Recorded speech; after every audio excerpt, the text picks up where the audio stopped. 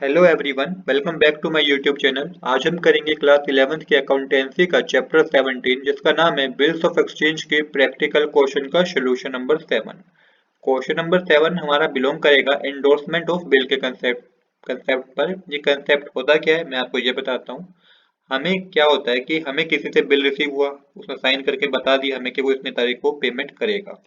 अब क्या हुआ कि हमें भी आगे किसी को पेमेंट करनी थी, तो हमने जो हमारे पास बिल आया वो हमने अपने क्रेडिटर को दे दिया कि ये इस तारीख को मेरे को इतनी पेमेंट आए मिलनी है जो अब आपको मिलेगी। तो इसे कहा जाता है एंडोर्समेंट ऑफ बिल। जो बिल हमें मिला उसे हमने आगे एंडोर्स कर दिया। क्यों कर दिया? क्योंकि हमें भी आगे पेमेंट करनी थी ना, हमें भी अपने क्रेडिटर को पेमेंट करनी थी। तो इसे बोला जाता है एंडोर्समेंट ऑफ बिल। चलिए अब एक बार क्वेश्चन रीड करते हैं और उसकी जर्नल एंट्री करते हैं। जर्नल एंट्री कैसे होगी? क्योंकि यहाँ पे तीन पार्टीज की बात हो रही है, तो तीनों की आपको जर्नल एंट्री करनी पड़ेगी। तीनों पार्टीज की बुक में आपको जर्नल एंट्री करनी पड़ेगी। किस तरीके से जर्नल एंट्री होगी ये मैं आपको समझाऊंगा इस क्वेश्चन में। क्वेश्चन नंबर 7 हमें कह रहा है, पहले इसको रीड कर लेते हैं। क्वेश्चन नंबर हमें 7 कह रहा है B owes 20,400 to A on 15 January 2019 he accepted a bill for rupees 20,000 for 2 months and drawn by A in full settlement of his debt. On 18 January 2019, A endorsed the bill to his creditor C. The bill was duly met on the date of maturity. Passed journal entry in the books of A, B and C. Same question में वही बात की गई है जो मैंने अभी आपको समझाई कि ए ने बी से 20,400 रुपीज उधार में लिए हैं। 15 जनवरी 2019 को ए ने बिल साइन करके बिल ड्रॉ किया और उस पे बी के सिग्नेचर लेके अपने पास रख लिया है। मतलब कि ए को बिल रिसीव हो गया और बी ने बिल एक्सेप्ट करके उस पे साइन करके ए को सबमिट करा दिया है। 18 जनवरी 2019 को क्या हुआ है कि वो बिल जो बी ने ए को दिया साइन करके कि वो इतनी तारीख को 2 महीने बाद पेमेंट कर देगा, वो एग्री हो गए इस बात पे। तो 18 जनवरी को 2019 में क्या हुआ, ए ने भी वो बिल सी को दे दिया। जो बिल बी ने ए को दिया, ए ने वो बिल सी को दे दिया। क्यों दे दिया? क्योंकि सी को भी उसको पेमेंट करनी थी। तो डायरेक्टली उसने वो बिल सी को सबमिट कर दिया। इसे ही बोला जाता है एंडोर्समेंट ऑफ बिल। आगे क्या करा रखा है कि the bill was duly met on the date of maturity. तो बी ने तो पेमेंट अपनी आने वाली डेट पे करी है, जो उसने बताया कि 2 महीने के बाद वो पेमेंट करेगा, तो 2 महीने बाद उसने पेमेंट कर भी दिया है। आपको जनरल एंट्री पास करनी है ए, बी और सी की बुक में। तो सबसे पहले हम वन बाय वन इस कंसेप्ट को लेके चलेंगे। तो पहले हम ए की बुक में जनरल एंट्री करेंगे।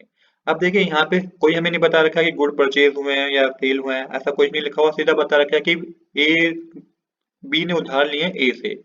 अब जब बी ने उधार लिए ए से और 15 तारीख 15 डेट को बता दिया कि एक बिल ड्रॉ करके साइन करके बी ने ए को सबमिट करा दिया, तो सीधा हम जनरल एंट्री यहीं से शुरू करेंगे। सबसे पहले डेट लिखिए 2019 15 जनवरी। अब क्या हुआ, ए को बिल रिसीव हो गया है इस डेट पे। और किससे रिसीव हुआ है? बिल रिसीव हुआ है बी से।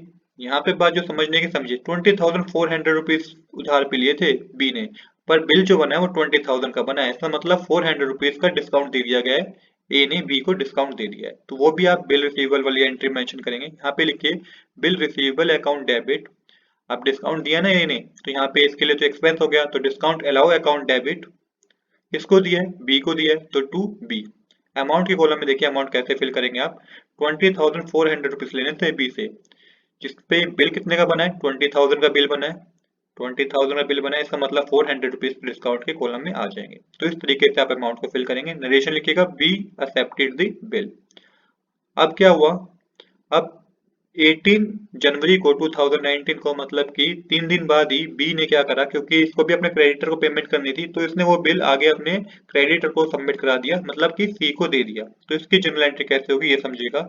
यहाँ पे लिखिएगा डेट जनवरी 18, क्योंकि 3 दिन बाद की डेट दे रखी है, तो जनवरी 18 लिखिएगा।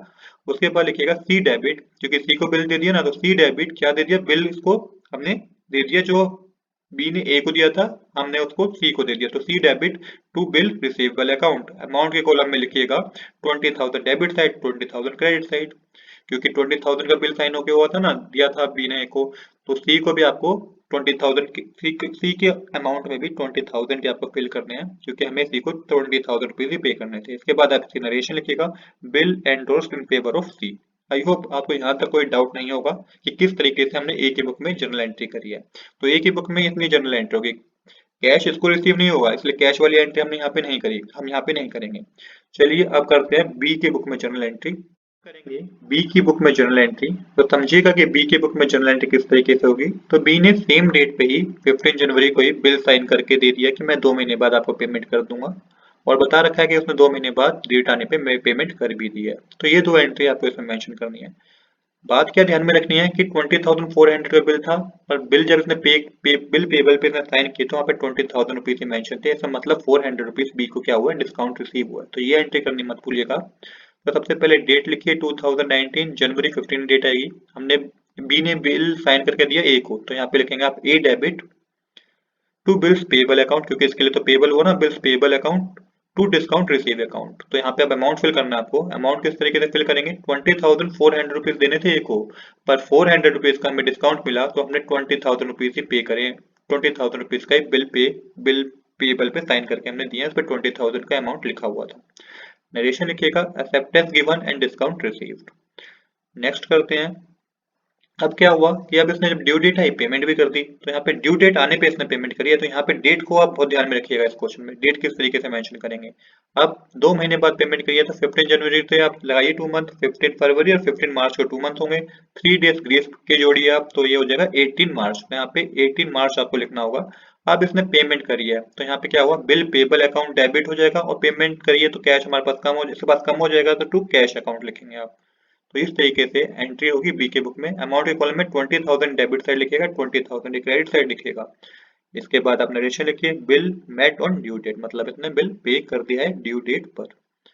यहाँ तक आपको आई थिंक कोई डाउट नहीं होगा कि किस तरीके से हम जर्नल एंट्री कर रहे हैं हर किसी की बुक में, क्योंकि आपको उसी की बुक के हिसाब से जर्नल एंट्री करनी होगी।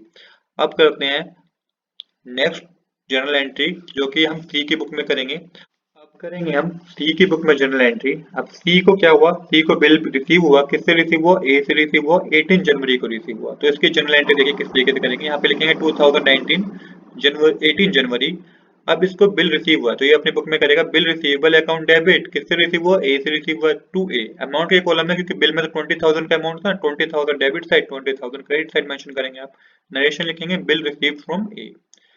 सेकंड एंट्री क्या होगी इसकी बुक में कि इसको ड्यू डेट पे पेमेंट मिलेगी, क्योंकि बी ने तो कहा है कि मैं ड्यू डेट पे पेमेंट करूंगा, तो इसको जब पेमेंट मिलेगी और ड्यू डेट पे मिलेगी। ड्यू डेट अभी हमने कैलकुलेट की थी जो कि क्या थी, मार्च 18। तो मार्च 18 पे इसको पेमेंट मिलेगी, मतलब कैश अकाउंट डेबिट है, पेमेंट आई है टू बिल रिसीवेबल अकाउंट। ये अपनी बुक में ये एंट्री करेगा second, 20,000 debit side 20,000 credit side, और नरेशन आप लिखेंगे the amount of bill receive.